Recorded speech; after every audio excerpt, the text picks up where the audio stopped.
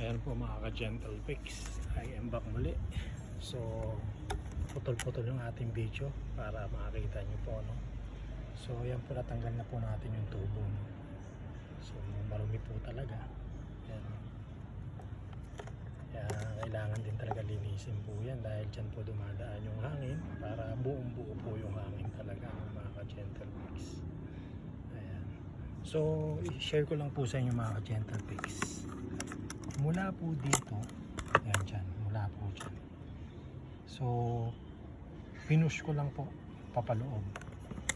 Ayan, ang pagtanggal po niya mga ka-Gentle Fix. Yan lang po. Tapos meron naman po siyang gabay. Ayan, may gatla. Dito sa baba wala. So, ang diskarte po, pag ganun po ang pag ganun po, pabali pong ganun. Yan, pag ganun. Pag ganun. Ayan po, hindi po siya, yan po yung design po niya. Ayan, may gatla po dito. Ayan.